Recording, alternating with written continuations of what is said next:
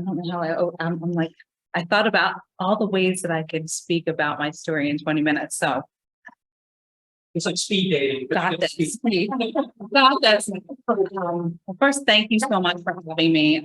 This is such a lovely space and I feel such great energy here. So I just want to say thank you so much for all of you and for your presence. And to start my journey. So my journey into soulpreneurship started when I was 6 years old. Actually, it started before that. So I was actually born into a homeless family. So the first 5 years of my life, I was homeless. And I had this sense, very early on, I always had a very strong intuition, but I didn't really understand what that was. So it was, you know how like some people, their intuition's like a gut feeling. It's like everybody has a different way of how they trust their intuition. For me, it's one of those people, it's like, it's just a knowing. There's like no pairs or gut feeling. It's just a knowing. And so from early on, I had this knowing and this sense of things. I actually had this knowing that everything was going to be okay. Very early on, even though it was like there was chaos and all these things. But I also, being a child born into an environment like that, had this, you know, this other side, which children tend to interpret things in certain ways. And I had this sense of responsibility that I had to fix the situation, which I've done a lot of workarounds. But I had this sense of responsibility. I had a very entrepreneurial spirit very early on. I inherited that from my father's side. And so, you know, and I also having done so much work around it. When my mother was pregnant with me, my father did not want her to have me because they couldn't afford me, because we were just going into homelessness. So I've done so much work, like rebirthing type work, you know, and so I knew that. But going into, you know, coming into this sense of it's my responsibility to fix it, because I was like, oh, if money was the source of suffering in my family. So I was like, oh, it's my responsibility to fix this. Okay. So when I was 6 years old, I started my first business, which was, which is door-to-door thrift. So I found things, put them in a little box, went door to door and sold thrift items, showed to people's houses. People, you know, bought some things to appease me. I didn't make a lot of money, so I was very discouraged. But, and then I was like, I tried my hand at a flower shop, wasn't really into lemonade stands because I don't like being sticky. I was like one of those kids on the beach, wash my hands. So that didn't work out. But that like instilled something. It was just kind of like I was born with this entrepreneurial spirit. So fast forward a little bit to the ages of 9 and 11, I had these mystical experiences. So I already had this sense of knowing, but I didn't really understand that. And in my mind, everybody had that at that young age. So that sense of knowing, that intuition that I had early on saved me in a lot of situations. I got myself out of a lot of dangerous situations because of it as well. So at 9 years old and at 11 years old, I had these mystical experiences where I levitated. And so 9 years old, it happened. I actually facilitated. I don't even know how I knew what to do, but I did. And I had friends there and all of that. And so it just happened. I was the one levitating. We did light as feather, stiff as a board, dead as doorknob. Okay. And that works. Say that again. Light as a feather, stiff as a board, dead as a doorknob. I don't know why that is the thing that we said. I don't know how I knew how to do it. I just knew I knew what to do, and I was very exact in my directions, and they were believers, and we all believed. And so I was one lying down, I levitated. I've had 2 experiences of samadhi in my life. Samadhi is a term in Buddhism, if you're familiar with it. And this was one of them. And I levitated probably about I was lying on the ground, so probably about 3 feet off the ground. And when that happened, I was in this state of samadhi. So absorbed by the breath, really connected. There was no separation. There was no time and space. And yet I was very present. It's really hard to explain, actually. But all of a sudden, all the girls scream and I hit the floor, right? So it broke the thing. I was like, boom, what happened? They ran out. We were in my friend's attic. They ran out of the house. I ran out after them. What happened? What happened? They were like, your body. I'm like, what? And they were scared. So my sense was, oh, like I felt I was concerned to be rejected. So I like didn't want to talk about it anymore. I was like, okay, like they're scared, but in my mind, I'm like, oh, how do we do it again? But they didn't want to, they were scared of it. So I was just like, okay. So then 2 years later at 11, I was in a situation where I was running from a group of boys who probably did not have good intentions. And I was with a friend. And in this situation, it was a little bit different. I was running and we ran into the woods and was tripping over shrubs and all kinds of things. And I saw this tree and knew that if I got up this tree, there was a log, and got onto the path, got out. So I climbed this tree. And again, it was just kind of like I was in a zone. It wasn't samadhi because I was really I was in this zone. And I climbed this tree, got onto the log, but I lost my balance and I fell. And then all of a sudden, my body just went up into like the treetops. And it was very controlled. It was like, psh, psh, and I was placed down. And then I ran for dear life out of there. And once I got out of there, I was like, the zone was broken. And I was like, where's my friend? She was fine, found her, went back in, found her. We were good. We walked home in silence. What the heck just happened? But those two experiences opened me up to my spiritual path at a very young age. And so, I realized how powerful we are. And that there's more to life than meets the eye, and that we all have this power in us. So I'm not special. There's other people in the world who've levitated and have done light as a feather. Anybody else have levitated? Yes, yeah. So it's just, I don't know what the conditions need to be, but we all have this ability. So that all said, it opened my path and I became very open. So now to sort of fast forward, I went on this whole journey. In college, I was like world religions. I became this truth seeker. Got to figure this all out. And went on this journey, and it led me to eventually to my people, in a sense, like other people that thought like me, that were very open and spiritual. And I moved to San Diego. I lived different places, and then eventually I stumbled upon, because I didn't know what I was going to do with my life half this time either. What am I going to do with my life? So this leads sort of the purpose.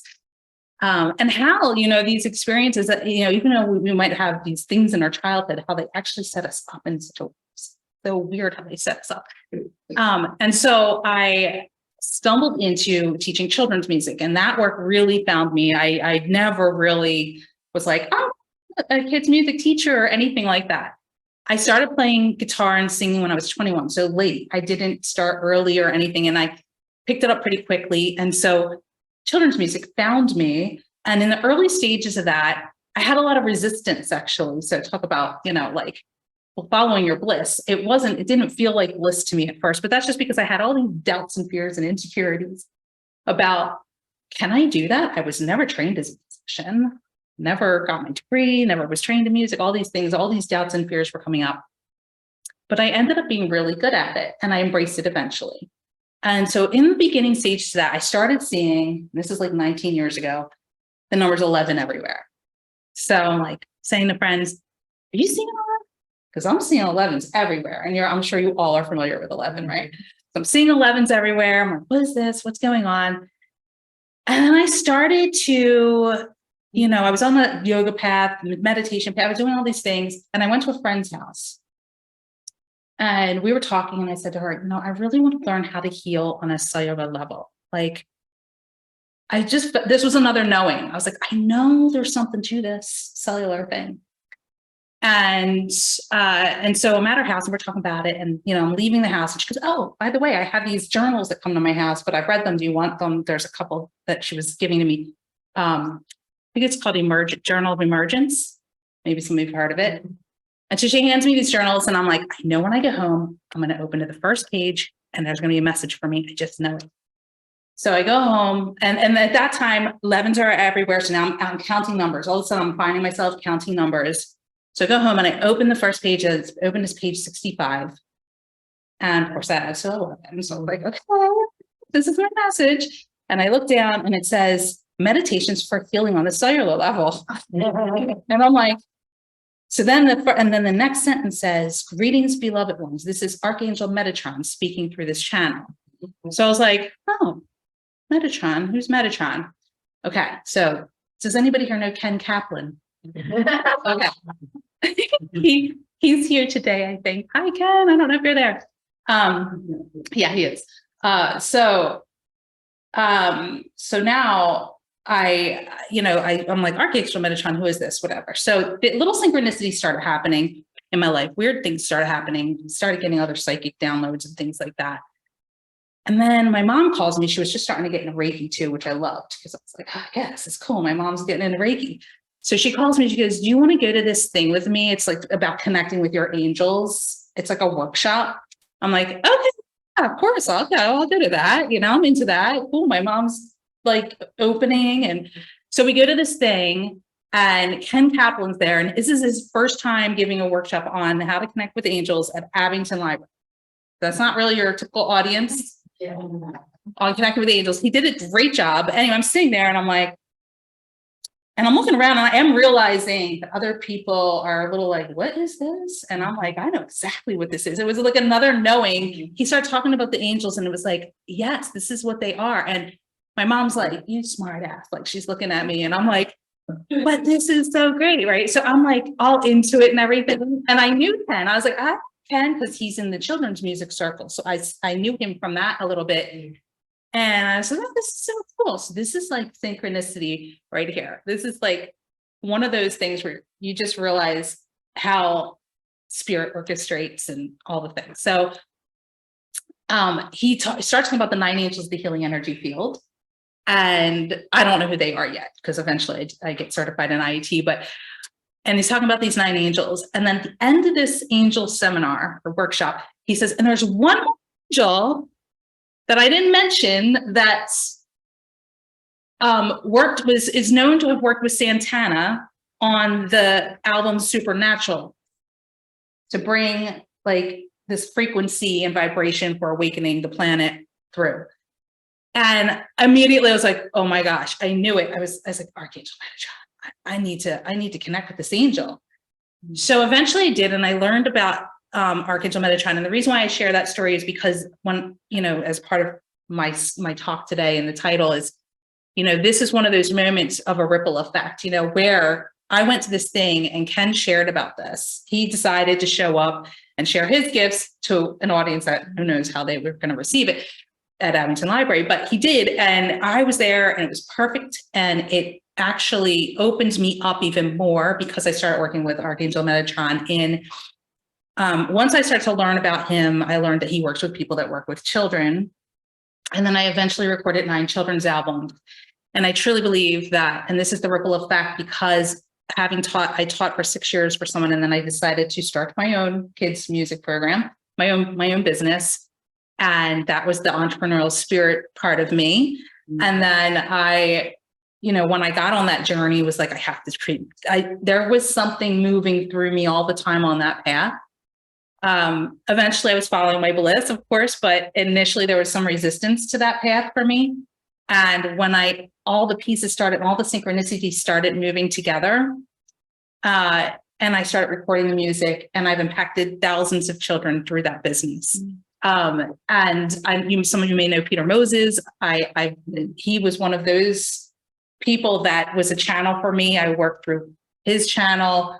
And then I worked for another company, but once I started with the recording of my own music and I started to realize I'm a vocal transmitter, then I got into kirtan and so on. But I can't tell you how many parents are like, your music has saved me and my child, on so many levels. And still I hear it to this day. I completed that contract in 2020 when the pandemic happened. That was a 20-year career that I said yes to, even though there was some resistance. But the thing I want to really share and kind of circle back to, being here at Circle of Miracle, the thing I want to really share and circle back to is, and you shared this so beautifully, Cynthia, in your speech, from the Artist's Way, is there is this balance of anchoring into faith, and there is our part in it. And that's where we have like our human free will, and saying yes. And then there's a part in it of like discernment, right? Well, what is my part? When do I say yes? And when do I hand the rest over? And I feel that, in what she was sharing is, and Michael shared this too, is, following our bliss. And that is alignment in a lot of ways too. But there are sometimes those moments of resistance to our bliss, to that path that's going to open up, and where we're going to start to feel that bliss and that fire. There's sometimes that resistance initially. And oftentimes that can come that's really patterns. It's just old protective parts that are keeping us from saying yes to something, because for me, there's so many reasons why I could have said no to teaching children's music. There's so many. I mean, I played guitar, but I was not, I'm not Jimi Hendrix. Like, I'm not or Janis Joplin, although I have been called the Janis Joplin of Puritan at times, but because I am a rocker at heart. But yes, there's so many reasons. I mean, my mother, when I was 8, I said to her, I know what I want to be when I grow up. She said, what's that? And I said, I want to be a singer and a dancer and an actress. And she said, you can't be that. And, I interpreted that because she was just trying to protect me. And that was her own thing. But I interpreted that as I'm not good enough. People like me can't do that. So there were so many, my point is there were so many reasons. And I'm such a firm believer of know thyself, know your patterns. Right. And really, when you come into knowing that, it helps you to start to unravel and to say yes to those things, because there are some undeniable moments of when spirit comes and those signs and those messages. And I ignored signs and messages like nobody's business. Who here? Raise your hand if you ignore the signs and messages. Oh, I know. You don't? I know. I didn't hear what you said. But If you ignore something, like, so if you get a sign or a hit, it's like, but I'm going to just stay here where it's comfortable. I don't know about that. Right. it's hard. Like, no, that would be too easy. That would be too good. Right. Right. Yes. Suffer and work hard and, that's Yes. my- Yeah. And it's so interesting it's so important to know these patterns, to unravel them. I believe it is our birthright abundance. It's our birthright. And I do believe that we get to have ease and grace and flow, as Michael was saying yesterday. We can do this. It's not always easy to path, and sometimes when we decide and we say yes to something that's like, wow, I didn't think this would be something I would ever do or that I could do. Really, is this it's not always easy. There's a little bit of effort at first, just like anything, like riding a bike. There's a little effort. And then once you get going, right? But I think the true thing to listen to is what's really in your heart, because I do truly believe that God's spirit plants in our hearts the desires and the dreams that we have because we're meant to experience them. And so that's a great indicator right there. Your dreams. I always say your dreams and your desires are the compass for your soul's evolution, because your soul really wants to evolve. So it wants you to go into the direction always of what it is that you're deeply desiring and want to experience. So if you want to experience more ease and grace and flow, then that's going to evolve your soul the most too. Going in that direction and going on that journey to have that experience, which you will. And you are. Okay, awesome. Yes. And so I would love to offer, as I wrap this up, because I want to offer a beautiful a meditation around abundance. And I want to, did I keep that to 20 minutes? Oh, yeah, the meditation would be after questions. Oh, okay. Questions and answers. Yes. Okay. Yes, that was a very condensed version of a lot of details that happened on that journey that led. So maybe this is where I can fill in some of those if you have any questions on any of that. Any questions? Yes.